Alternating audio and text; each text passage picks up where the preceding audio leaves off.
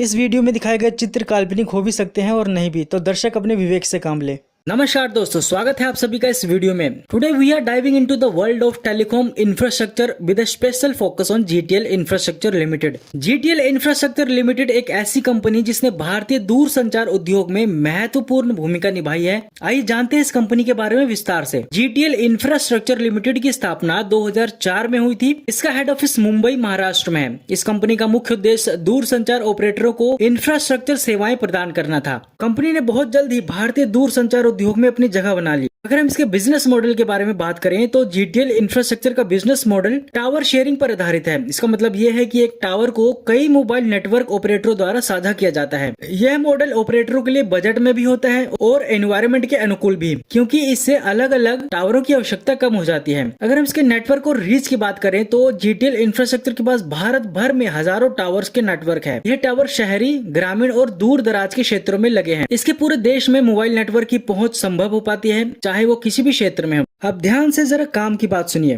क्योंकि अब मैं दूंगा फाइनेंशियल इंफॉर्मेशन जीटीएल इंफ्रास्ट्रक्चर के बारे में। तो बात करते हैं जीटीएल इंफ्रास्ट्रक्चर की फाइनेंशियल कंडीशन की। कंपनी के share Bombay stock exchange BSc और नेशनल स्टॉक एक्सचेंज एनएससी में सूचीबद्ध हैं। कंपनी के मुख्य इनकम सोर्स टावर किराए से होता है। हालांकि कंपनी ने समय समय पर अपने डेप्ट को और बड़ा किया है ताकि फाइनेंशियल स्टेबिलिटी बनाई रखी जा सके। मुझे पता है सिर्फ इतनी इंफॉर्मेशन काफी नहीं है इसके शेयर को खरीदने के लिए, इसलिए मैं लास्ट में शेयर के बारे में पूरी जानकारी दूंगा। लेकिन हम उससे पहले जान लेते हैं कि इसके कस्टमर कौन कौन सी बड़ी कंपनियां हैं, क्योंकि किसी भी शेयर को खरीदने के लिए पूरी जानकारी होना जरूरी है। अगर आप होश में ट्रेड करना चाहते हैं तो जीटीएल इंफ्रास्ट्रक्चर के प्रमुख ग्राहक भारत के प्रमुख मोबाइल नेटवर्क ऑपरेटर हैं, जैसे कि भारती एयरटेल, वोडाफोन आइडिया और रिलायंस जियो। इन साझेदारियों ने जीटीएल को एक मजबूत और विश्वसनीय इंफ्रास्ट्रक्चर प्रदान किया है। अगर हम इसके चैलेंजेस और प्रॉब्लम के बारे में डिस्कस करें तो हर कंपनी को चुनौतियों का सामना करना पड़ता है। जीटीएल इंफ्रास्ट्रक्चर भी इससे अछूती नहीं है। कंपनी ने पिछले कुछ वर्षों में फाइनेंशियल प्रॉब्लम का सामना किया है, लेकिन कंपनी ने अपने वित्तीय ढांचे को सुधारने के लिए कई योजनाएं लागू की हैं।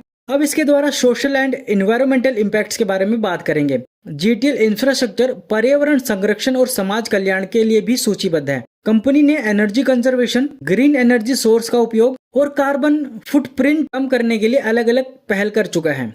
यह पहले कंपनी को एक जिम्मेदार और पर्यावरण के प्रति संवेदनशील बनाती है। अगर हम इसके फ्यूचर प्लान्स के बारे में बात करें तो भविष्य में जीटीएल इंफ्रास्ट्रक्चर अपने टावर्स नेटवर्क का विस्तार करने और नई तकनीकों को अपनाने की योजना बना रहा है, जैसे कि 5G। यह कंपनी अपने ग्राहकों को बेहतर सेवाएं प्रदान करने के लिए आगे रहती है और टेलीकम्युनिकेशन सेक्टर में अपनी स्थिति को और मजबूत करने की दिशा में काम करती है। तो दोस्तों, ये थी जीटीएल इंफ्रास्ट्रक्चर लिमिटेड की कहानी। एक ऐसी कंपनी जिसने भारतीय दूरसंचार उद्योग में महत्वपूर्ण भूमिका तो निभाई है, पर इस कंपनी के पास इतना कर्जा है कि आगे सरवाइव करने के लिए और कर्जा लेती है। अब हम जीटीएल शेयर के बारे में बात करेंगे। क्या हमें इसके डेप्ट को ध्यान में रखकर शेयर खरीदना चाहिए या नहीं, क्योंकि जीटीएल इंफ्रास्ट्रक्चर लिमिटेड के शेयर की कीमत हाल ही में चर्चा में रही है। 15 जुलाई 2024 को यह 3.08 पर ट्रेड कर रही थी, जो पिछले कीमत 3.24 से 4.94% तक कम है। कंपनी की मार्केट कैपिटलाइजेशन 3944.56 करोड़ है। पिछले 52 हफ्तों में शेयर का उच्चतम स्तर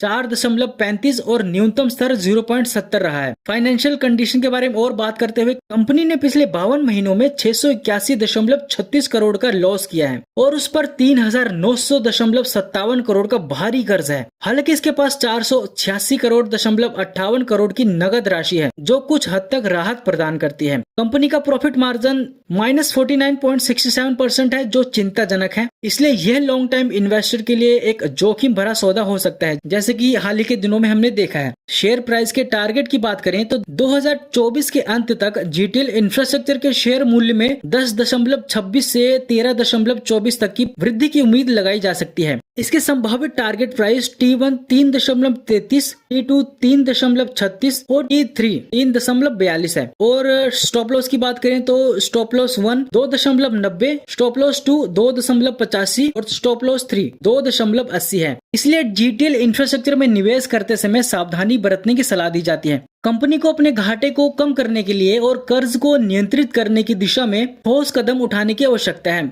जब कंपनी अपनी फाइनेंशियल कंडीशन में सुधार नहीं दिखाती तब तक इसमें निवेश करना जोखिम भरा हो सकता है। अगर कोई ये पूछता है कि आखिर इसमें गिरावट क्यों हो रही है, तो मेरा कहना है कि इसकी कोई वजह नहीं है। 2 हफ्तों में कंपनी ने बहुत ज्यादा प्रॉफिट निकाल के दिया है और कोई भी शेयर प्रॉफिट देने के बाद वो हमेशा गिरता ही है। कोई इसका कारण ये भी बता सकता है कि जो जीटीएल ने डेट लेने को सोचा था वो कैंसिल कर दिया है, लेकिन मैं इसको गिरने का कारण नहीं मान सकता क्योंकि मेरे पोर्टफोलियो में और भी ऐसे कई सारे पेनी स्टॉक्स हैं जो ऐसे ही चल रहे हैं। जीटीएल इंफ्रास्ट्रक्चर के शेयर हाल ही में तेजी से तो बढ़े हैं, लेकिन लॉन्ग टर्म इन्वेस्टमेंट के लिए इस कंपनी के फाइनेंशियल कंडीशन को ध्यान देना जरूरी है। इसमें निवेश से पहले सभी जोखिम का मूल्यांकन करना बहुत जरूरी है। आगे भी मैं ऐसी इंफॉर्मेटिव वीडियो लाता रहूंगा।